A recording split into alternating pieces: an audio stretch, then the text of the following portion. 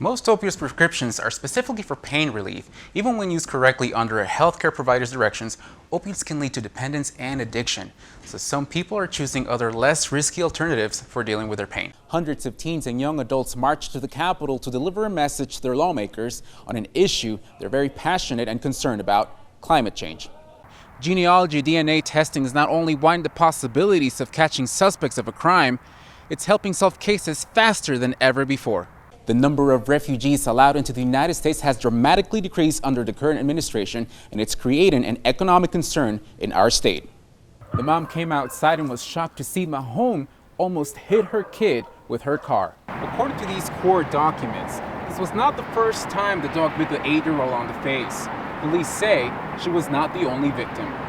Layton residents woke up this morning to see some offensive and racial graffiti painted along this fence. It's been covered now, but they're still demanding answers. A total of $1.2 million of stolen merchandise was seized from various pawn shops across the Salt Lake Valley.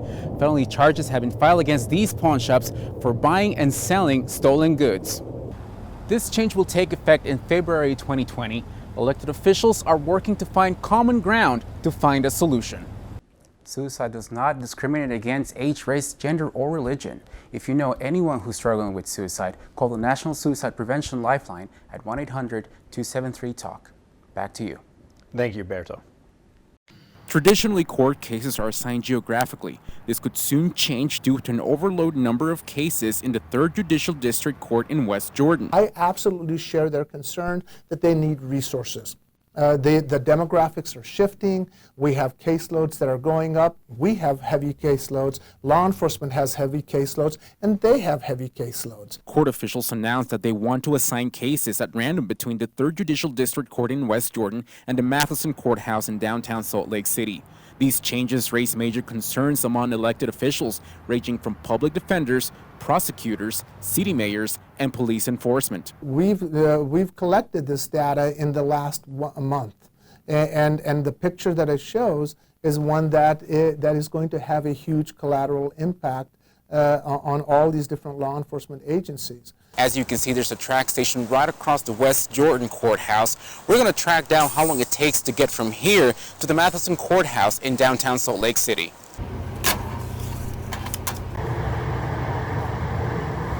There's approximately 11 stops from here to the courthouse in downtown, so we'll see how long that'll take.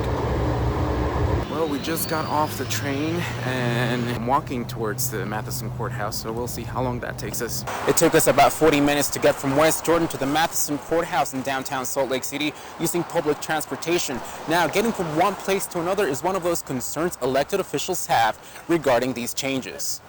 And the impact that it has on a single mom or on a victim or somebody who's working on an hourly wages, it assumes that they have access to their own transportation.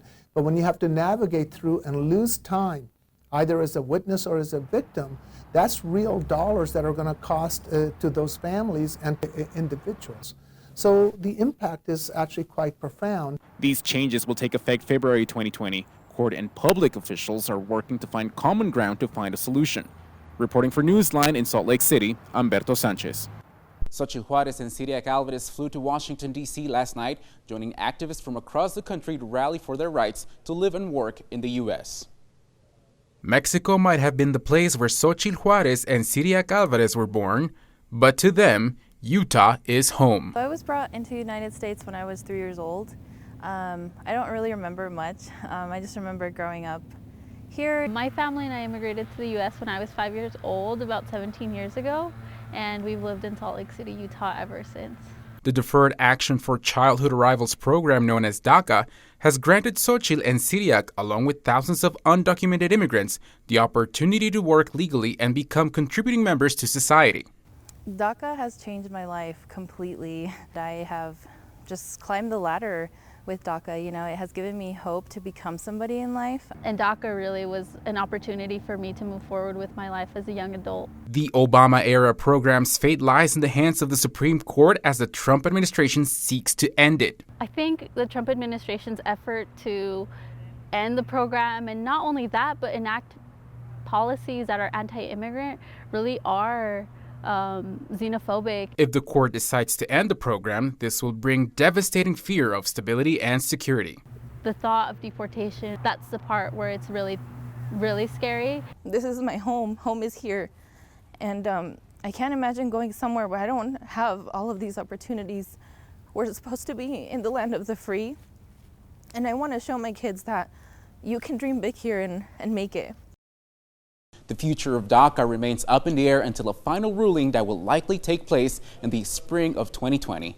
Reporting in the studio, Humberto Sanchez, ABC4 News.